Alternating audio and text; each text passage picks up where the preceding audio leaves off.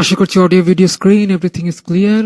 Electrical system design 30 days master ক্লাসে সবাইকে আরেকবার জন্য স্বাগত জানাচ্ছি আমাদের 19তম দিনের ক্লাসে, অর্থাৎ 19 ডেতে আমরা ধারাবাহিকভাবে আলোচনা করছিলাম লাইটিং ডিজাইন সম্পর্কে। তো গত ক্লাসে আমরা লাইটিং ফিকচার্স নিয়ে কিছু আলোচনা করা হয়েছিল, লুমিনারিস কিছু এলিমেন্টস নিয়ে। তো আজকে আমাদের ক্লাসের লাইটিং ডিজাইনের সেকেন্ড পার্ট নিয়ে আলোচনা করা হবে। তো আজকের ক্লাসের ওভারভিউ গুলো যদি আমরা একটু দেখা ট্রাই করি, আজকে আমরা আলোচনা করছি সিআরআই বা কালার রেন্ডারিং ইন্ডেক্স নিয়ে।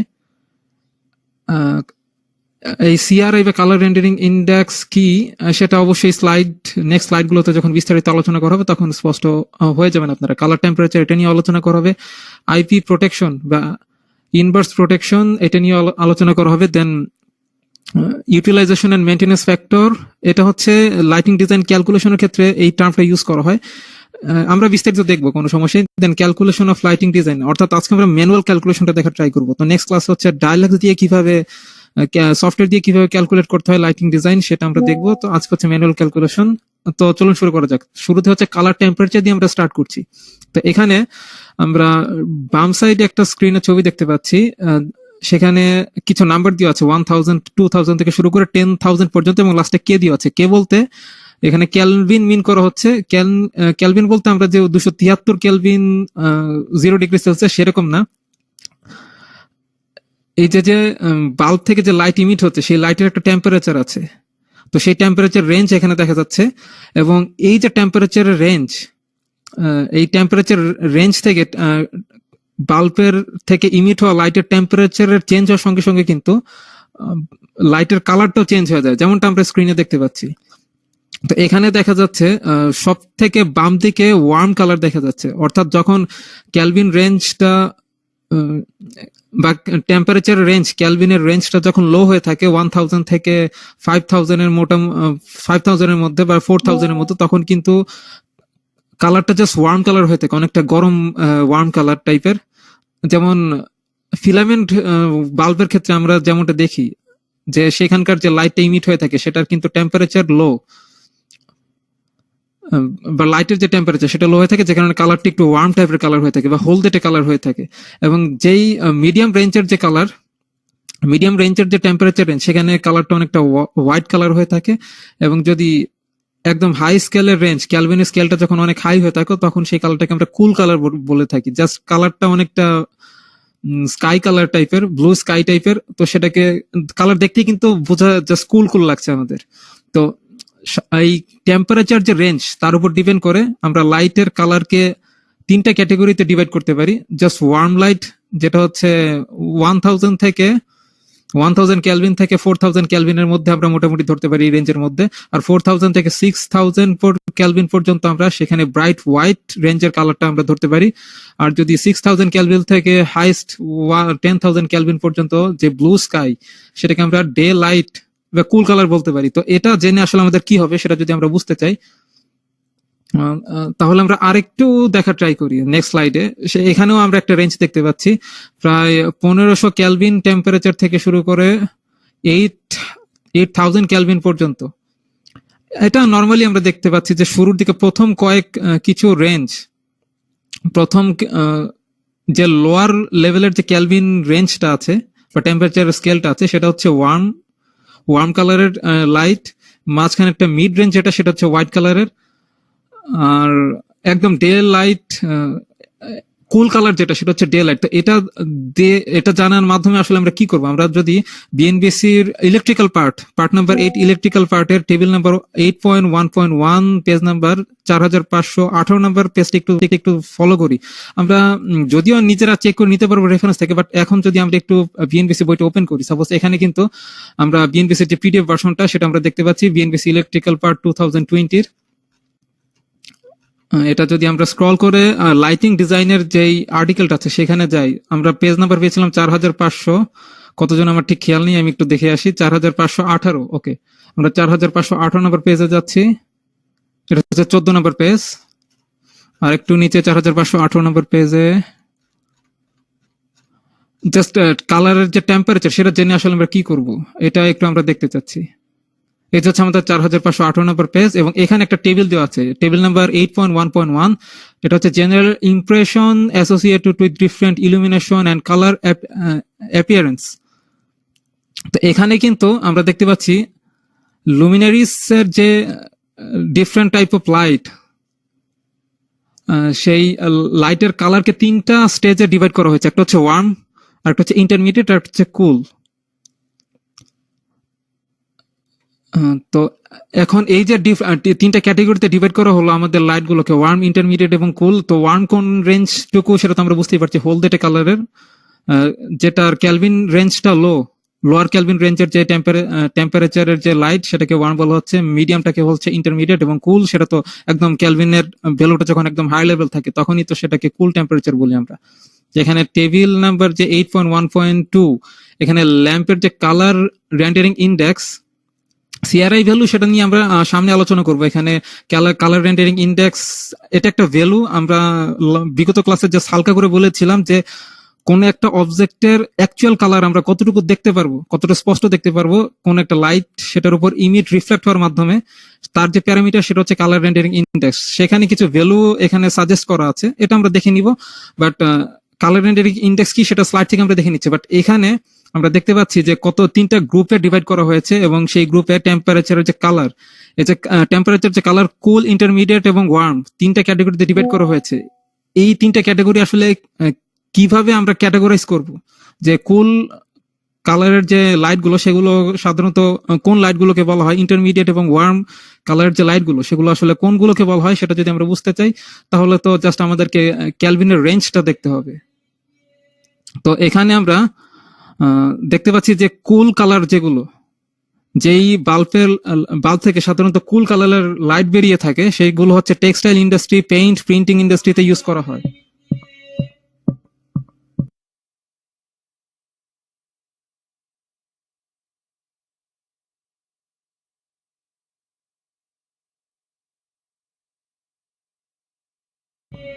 তো এখানে এছাড়া ইন্টারমিডিয়েট রেঞ্জের যে কালার গুলো সেগুলো সব হসপিটাল, হোমস এছাড়া হোটেল, রেস্টুরেন্টস, এগুলোতে ওয়ার্ম কালারের লাইট গুলো ইউজ করা হয়ে থাকে। এছাড়া ইন্টারমিডিয়েটের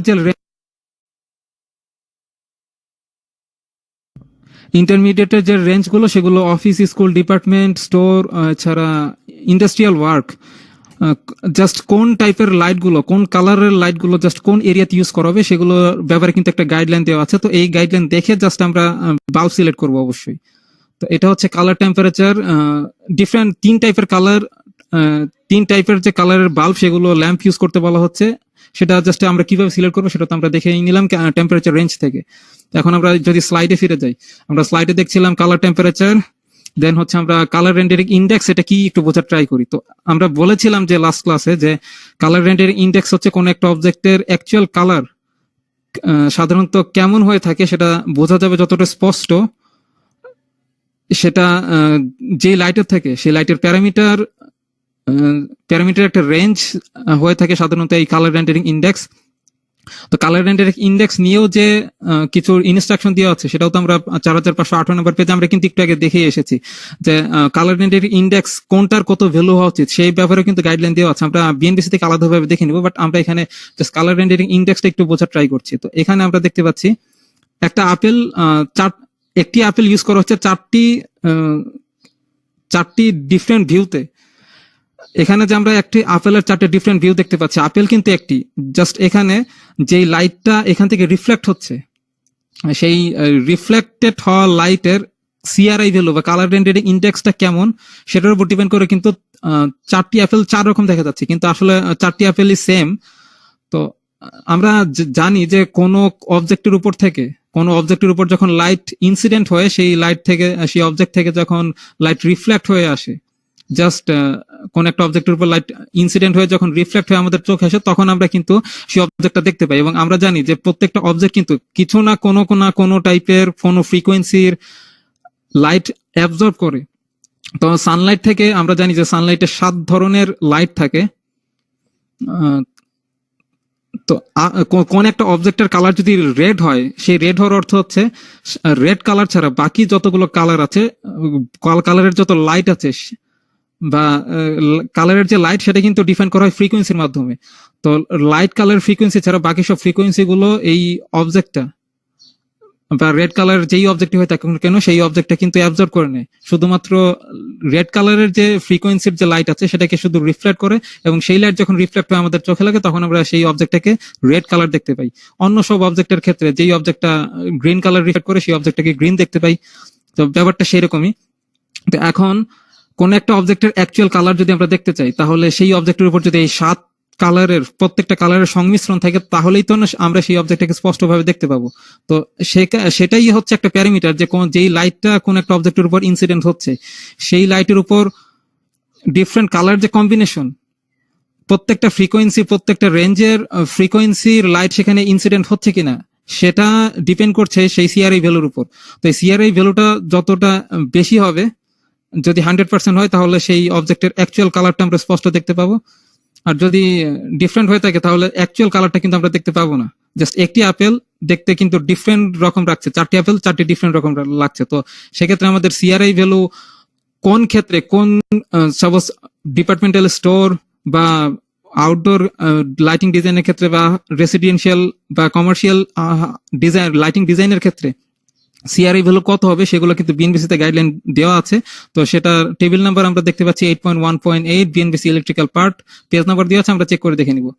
দেন আমরা যখন লাইটিং সিলেক্ট করতে যাব, কোনো লাইট বা লুমিনারি সিলেক্ট করতে যাব, তখন একটা টার্ম হচ্ছে আমাদেরকে খেয়াল রাখতে হবে, সেটা হচ্ছে ইনগ্রেস প্রোটেকশন, আইপি বা ইনগ্রেস প্রোটেকশন। এটা শুধুমাত্র লাইটের ক্ষেত্রে না, যে কোনো ইলেকট্রনিক ডিভাইসের ক্ষেত্রে। আমরা যখন স্মার্টফোন যারা পারচেস করি, এখনকার যুগে স্মার্টফোন ইউজ করেন এমন ব্যক্তি আসলে খুঁজে পাওয়াই দুষ্কর। তো স্মার্টফোনের যদি আপনার ওয়েবসাইটে তার ফিচার্স গুলো দেখতে চান, সেখানে কিন্তু এই আইপি একটা অপশন থাকে, এবং আইপি অপশনে সেখানে কিন্তু জাস্ট এই নাম্বারটা দেওয়া থাকে 65 বা 66, যেটাই থাকুক না কেন। আইপি হচ্ছে ইনগ্রেস প্রোটেকশন। এটা ডিপেন্ড করছে যে সেই অবজেক্টটা কতটুকু ডাস্ট প্রোটেক্টিভ এবং কতটুকু লিকুইড প্রোটেক্টিভ। তো আইপি বা ইনগ্রেস প্রোটেকশনের ক্ষেত্রে এটা এক্সপ্রেস করা হয় কোন একটা অবজেক্টের গায়ে যদি এভাবে IP66 লেখা থাকে, অথবা আরেকটা অপশন থাকতে পারে, সেটা হচ্ছে জাস্ট আরেকটা লেটার থাকতে পারে। এটা নিয়ে আমরা একটু পরে আলোচনা করছি। প্রথমে হচ্ছে আইপি মানে ইনগ্রেস প্রোটেকশন। তো আইপি এর পরে যদি 2টি লেটার থাকে, প্রথম লেটারটা ডিপেন্ড করছে, প্রথম লেটারটা হচ্ছে একটা স্কেল, সেই স্কেল দিয়ে ডিপেন্ড করছে সেই অবজেক্টটা কতটুকু সলিড ডাস্ট প্রোটেক্টিভ, অর্থাৎ ধুলোবালি বা কত থেকে ক্ষুদ্র কণা এটার উপর যদি জাস্ট ইনসিডেন্ট হয়, তাহলে সেটাকে আটকে দিতে পারে। অর্থাৎ কোন একটা অবজেক্টকে যদি আপনি বালির মধ্যে, সাপোজ এই একটা স্মার্টফোনটাকে যদি আপনি বালির মধ্যে জাস্ট বালি চাপা দিয়ে দেন, তাহলে সেটা কি প্রোটেক্টিভ থাকবে? কতটুকু প্রোটেক্টিভ থাকবে সেটা ডিপেন্ড করছে কিন্তু এই ইনগ্রেস প্রোটেকশনের উপর। প্রথম নাম্বারটা, এই যে 2টি নাম্বার, এই নাম্বারটা 1 থেকে শুরু করে 6 বা 8 পর্যন্ত আসলে স্কেলিং করা থাকে। তো স্কেলিং ভ্যালুটা যত বাড়বে তত বেশি প্রোটেক্টিভ হবে। এটার ভ্যালু আসলে কত হলে জাস্ট কি মিন করে সেটা আমরা নেক্সট স্লাইডে দেখবো। এবং সেকেন্ড যেই নাম্বারটা আছে, সেই নাম্বারটা কিন্তু লিকুইড প্রোটেকশন জাস্ট আইডেন্টিফাই করে, অর্থাৎ কোন স্পেসিফিক অবজেক্ট, সেটা হতে পারে স্মার্টফোন বা কোনো ইলেকট্রিক্যাল ডিভাইস, বা হতে পারে মোটর, সেটার উপর যদি জাস্ট পানি ছেটানো হয় বা পানির মধ্যে ডোবানো হয়, তাহলে কতটুকু সে পানি টলারেট করতে পারবে, বা পানির কতটুকু গভীরে নিতে পারবো, বা কতটুকু পানির চাপ সে সহ্য করতে পারবে, সেগুলো কিন্তু ডিপেন্ড করছে জাস্ট এই 2 নাম্বার সেকেন্ড নাম্বারটার উপর।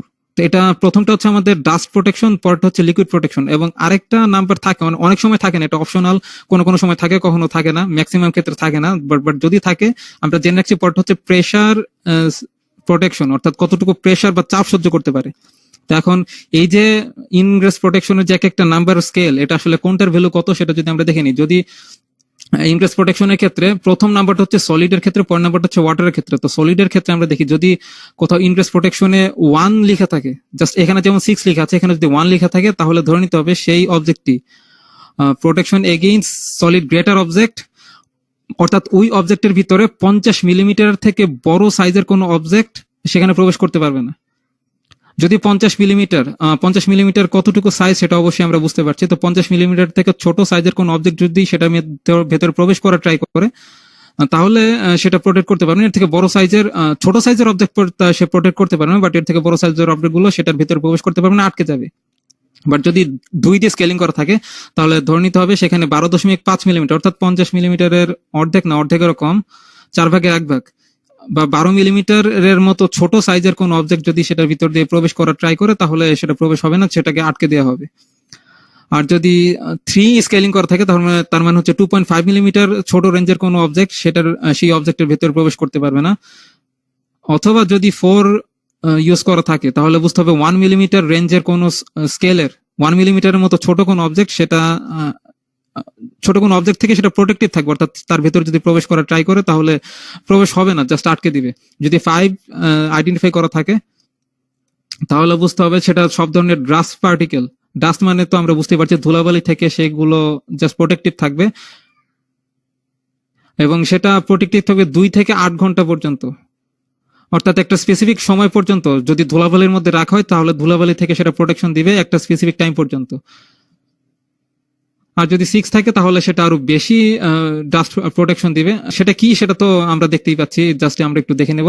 আর ওয়াটারের ক্ষেত্রেও সেম, আমরা দেখতে পাচ্ছি 1 থেকে 9 পর্যন্ত স্কেলিং করা আছে, এটাও একটা নির্দিষ্ট রেঞ্জ আছে। সাপোজ যদি 1 লিখে থাকে তাহলে জাস্ট এটা against vertical falling drop water, অর্থাৎ এটার উপর দিয়ে যদি জাস্ট ফোটা ফোটা পানি পড়ে, তাহলে ভার্টিক্যালি যদি পানি পড়ে তাহলে জাস্ট উপর থেকে জাস্ট নর্মালি পড়লে সেটা প্রোটেকশন করবে, জাস্ট এটার ভেতর দিয়ে পানি ঢুকবে না।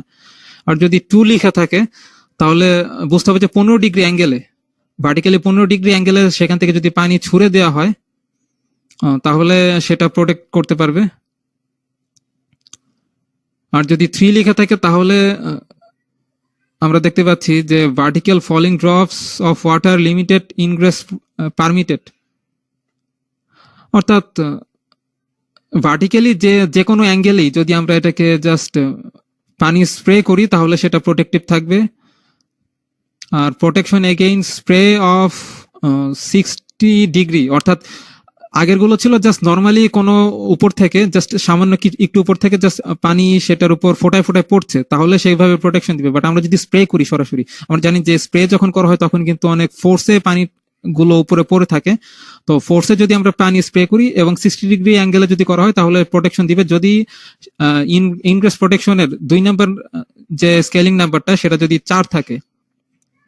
অন্যদিকে 5 থাকার জন্য আমরা দেখতে পাচ্ছি জেট ওয়াটার, অর্থাৎ জেট ওয়াটার তো বুঝতে পারছি অনেক ফোর্সে জাস্ট পানি স্প্রে করা হবে, তাহলে জেট ওয়াটার। আর যদি 7 নাম্বার দেখা যাচ্ছে যদি পানিতে আমরা ডুবিয়ে ফেলি, ইমার্স ইন ওয়াটার, অর্থাৎ যদি পানিতে কোন একটা অবজেক্টকে ডুবিয়ে ফেলে, স্মার্টফোন যদি পানিতে ডুবিয়ে ফেলা হয় 15 সেন্টিমিটার থেকে 1 মিটার পর্যন্ত 30 মিনিটের মতো যদি রাখা হয় তাহলে সেটা জাস্ট প্রোটেক্টিভ থাকবে। যদি 1 মিটারের নিচে আমরা নিয়ে যাই অথবা 15 সেন্টিমিটার, এটা রেঞ্জ স্কেলিংটা ভ্যারি করে এক এক ব্র্যান্ডের ক্ষেত্রে, বাট যদি তার থেকে নিচে আমরা নিয়ে যাই তাহলে কিন্তু সেই অবজেক্টটা জাস্ট ভেতরে পানি ঢোকার সম্ভাবনা আছে। আবার যদি 30 মিনিটের, যদি এই রেঞ্জের ভিতরে রাখি বা 30 মিনিটের বেশি রাখি তাহলেও কিন্তু পানি ঢুকবে। আর 8-9 এগুলো আরো হাই প্রোটেকশন দেওয়া হয়ে থাকে। এগুলো কি আমরা জাস্ট একটু পড়ে নেব, স্ক্রিনশট নিয়ে রাখতে পারি আমরা।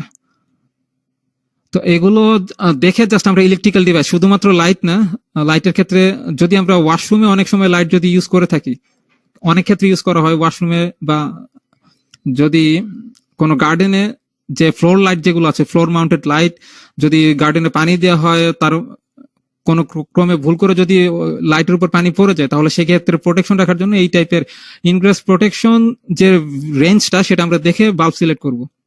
তো এখানে আমরা একটা এক্সাম্পল দেখছি যে কোনো একটা অবজেক্টের, কোন একটা ইলেকট্রিক্যাল ইকুইপমেন্টের উপর যদি এই সিলটা দেওয়া থাকে যে আইপি, প্রথম 6টা হচ্ছে সলিড প্রোটেকশন, পরটা হচ্ছে লিকুইড প্রোটেকশন। 6 থাকার অর্থ হচ্ছে জাস্ট এই যে আমরা 6 ভ্যালু খুঁজে পাচ্ছি, এটা হচ্ছে 2 থেকে 8 ঘন্টা পর্যন্ত সকল ধরনের ডাস্ট থেকে সেটা প্রোটেকশন করবে। আর যদি 8 থাকার মানে হচ্ছে ওয়াটার থেকে প্রোটেকশন দিবে, protection against effect immerse water under pressure for long period, লম্বা সময়ের জন্য যদি পানিতে এই অবজেক্টটা ডুবিয়ে রাখা হয় তাহলে সেটা প্রোটেক্টিভ থাকবে, ভেতরে পানি ঢুকবে না। তো এটার জাস্ট ইনগ্রেস প্রোটেকশন লেভেলটা এটা আমরা জাস্ট এই কোড নাম্বার দেখেই বুঝতে পারবো। দেন ইউটিলাইজেশন ফ্যাক্টর, মেইন আমাদের ক্যালকুলেশনের জন্য যে ফর্মুলাগুলো ইউজ করবে সেগুলো আমরা দেখতে পাচ্ছি। তো ইউটিলাইজেশন ফ্যাক্টর হচ্ছে একটা ratio of total lumens received by working plane of total lumen emitted from the light source. এখন লুমেন জিনিসটা কি এটা আমরা প্রিভিয়াস ক্লাসে বলেছি, এটা জাস্ট একটা ইউনিট, অর্থাৎ একটা লাইট থেকে কি পরিমাণ লাইট বেরিয়ে আসছে।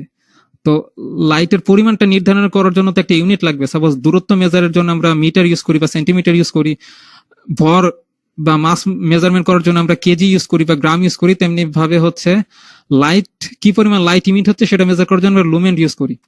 তো এটা হচ্ছে একটা রেশিও, জাস্ট কিসের রেশিও, কোন যেই প্লেসের উপর লাইটটা ইনসিডেন্ট হবে, সাপোজ এখানে আছে লাইট আর এটা হচ্ছে ওয়ার্কিং স্পেস, তো এই যে প্লেস, এই প্লেসের উপর কি কত লুমেন লাইট পড়ছে, কত লুমেন লাইট এখানে ইনসিডেন্ট হচ্ছে, সেটা ডিভাইডেড বাই হচ্ছে কি পরিমাণ লাইট ইমিট হচ্ছে সোর্স থেকে বা বাল্ব থেকে।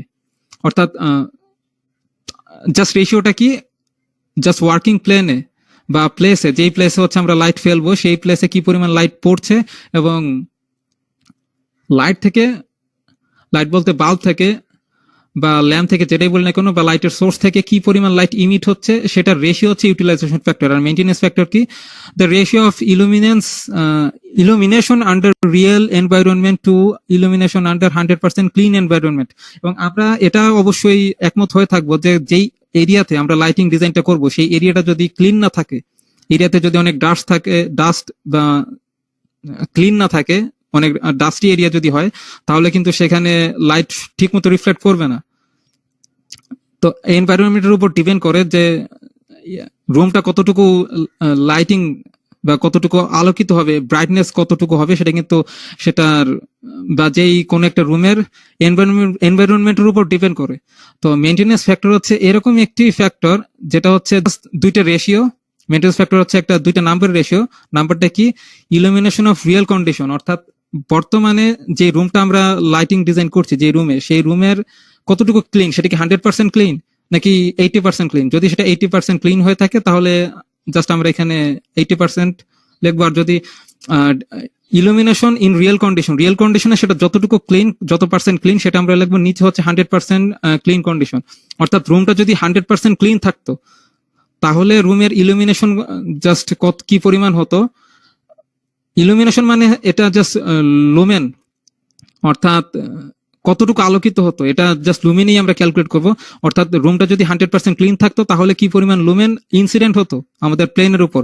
আর যদি উপরে হচ্ছে আমরা যে নাম্বারটা বসাবো সেটা হচ্ছে রিয়েল টাইমে বর্তমানে কি পরিমাণ ক্লিন আছে, এবং সেই ক্লিন থাকার কারণে ওই অবজেক্টের উপর কি পরিমাণ লাইট পড়ছে,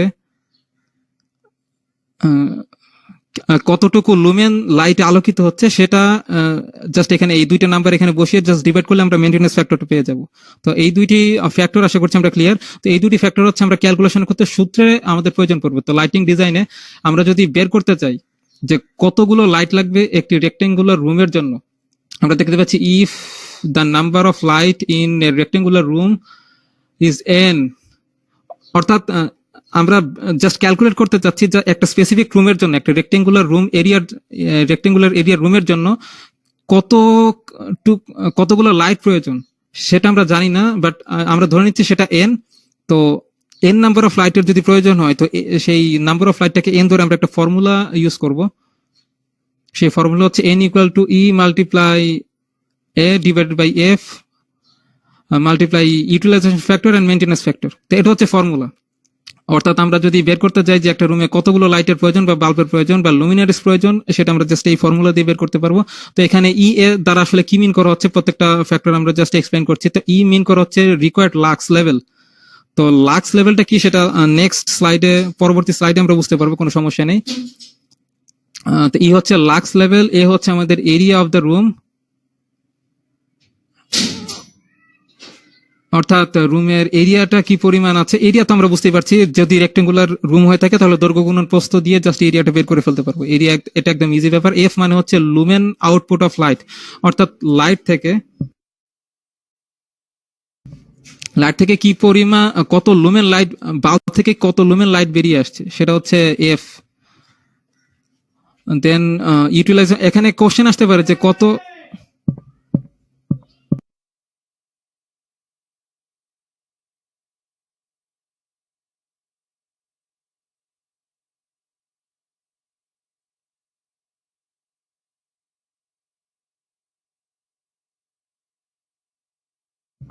এখানে কোশ্চেন আসতে পারে যে এই যে এফ এর ভ্যালু লুমেন আউটপুট, এটা আমরা আসলে কোথায় পাবো, যে কত লুমেন লাইট ইমিট হচ্ছে একটা বাল্ব থেকে, সেটা আসলে আমরা কোথায় পাবো সেটা অবশ্যই টেনশনের বিষয় না, আমরা একটু পরেই দেখছি। যেটা কিন্তু লাইটের যে টেকনিক্যাল স্পেসিফিকেশন সেখানে থাকে, এটা আমরা অবশ্যই দেখবো। সিআরআই ভ্যালু, এফ, এগুলোর ভ্যালু আমরা দেখবো একটু পরেই। ইউটিলাইজেশন ফ্যাক্টর সেটা আমাদেরকে ক্যালকুলেট করতে হবে, মেইনটেনেন্স ফ্যাক্টর এটাও ক্যালকুলেট করবো আমরা। তো ইউটিলাইজেশন ফ্যাক্টরের মেইনটেনেন্স ফ্যাক্টর কি সেটা তো প্রিভিয়াস স্লাইডে আলোচনা করে আসা হয়েছে। এবং এফ এর ভ্যালু, এরিয়াটা তো আমরা দৈর্ঘ্য গুণন প্রস্থ বা যেই এরিয়াটা যেমন জাস্ট জিওমেট্রিক ফর্মুলা দিয়ে এরিয়াটা বের করে ফেলা যাবে। ই এর ভ্যালু, রিকোয়ার্ড লাক্স এবং এফ এর ভ্যালু, এগুলো আমরা কোথায় পাবো এটা যদি আমরা দেখা ট্রাই করি, তো রিকোয়ার্ড লাক্স ই এর ভ্যালুটা আমরা পেয়ে যাবো বিএনবিসি তে। এটা যদি আমরা একটু দেখা ট্রাই করি, বিএনবিসি তে আমরা একটু পরে না, বিএনবিসি টা আমরা এখন একটু বের করে ফেলি।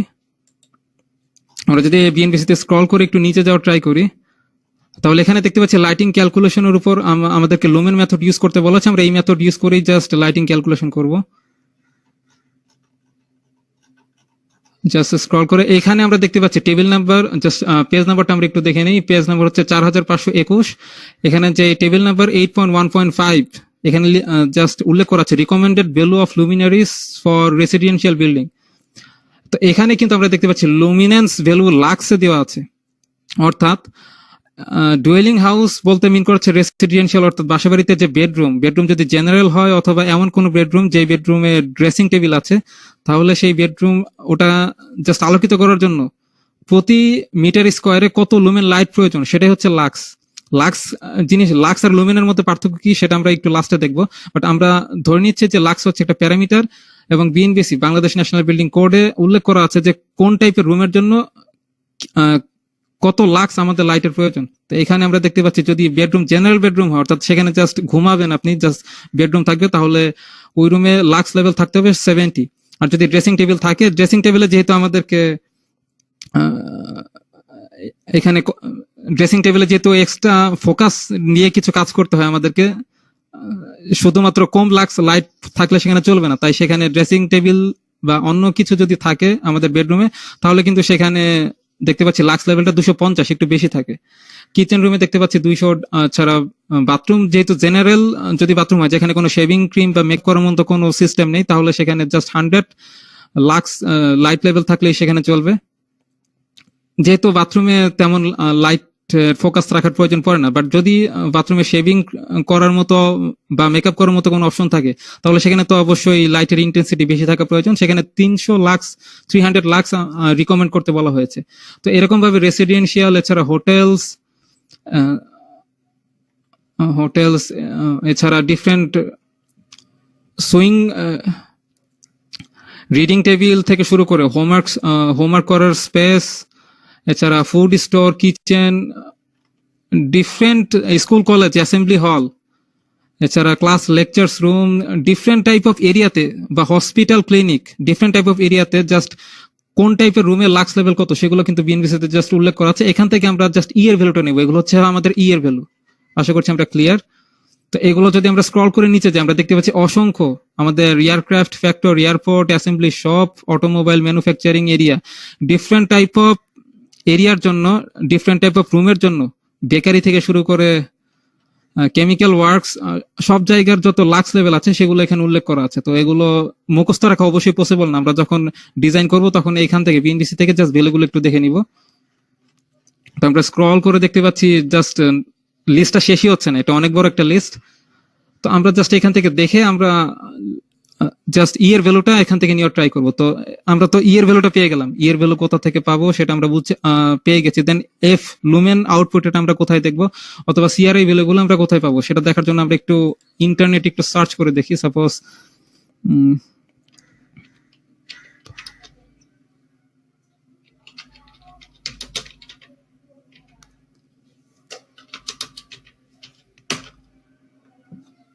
ওকে, আচ্ছা, আমরা ওয়ালটনের একটি সাইডে গিয়ে একটা বাল্বের কিছু টেকনিক্যাল স্পেসিফিকেশন দেখা ট্রাই করি। সাপোজ স্মার্ট লাইটিং, এটা না, আচ্ছা রেসিডেন্সিয়াল লাইট, এটা আমরা একটু দেখা ট্রাই করি। প্রথমে জাস্ট এই লাইটটা আমরা একটু দেখা ট্রাই করছি। 3 ওয়াটের একটা বাল্ব, আচ্ছা 3 ওয়াটের একটা বাল্ব। এখানে ফিচার্স আমরা দেখতে পাচ্ছি, টেকনিক্যাল স্পেসিফিকেশন এখানে যদি আমরা যাই, তো এখানে দেখা যাচ্ছে এটা কত ভোল্টেজ অপারেট করা হচ্ছে, কত হার্জে, এটার ওয়াট রেটিং দেওয়া আছে জাস্ট 3 ওয়াট। এই যে আমরা দেখতে পাচ্ছি টোটাল লুমিনেন্স ফ্লাক্স 300 লুমেন, এটা হচ্ছে আমাদের এফ এর ভ্যালু। অর্থাৎ এই লাইট থেকে টোটাল কি পরিমাণ লাইট ইমিট হবে সেটা হচ্ছে আমাদের এফ এর ভ্যালু, লুমেন আউটপুট 300। তো এই যে এফ এর ভ্যালুটা, ফর্মুলার মধ্যে আমরা যে এফ এর ভ্যালুটা বসাবো, সেই এফ এর ভ্যালুটা বাল্বের যে টেকনিক্যাল স্পেসিফিকেশন আছে সেখান থেকে আমরা বসিয়ে দেবো। এছাড়া আমরা দেখতে পাচ্ছি কালার টেম্পারেচার, সিসিটি, এটা কিন্তু কালার টেম্পারেচার দেওয়া আছে 6000 কেলভিন।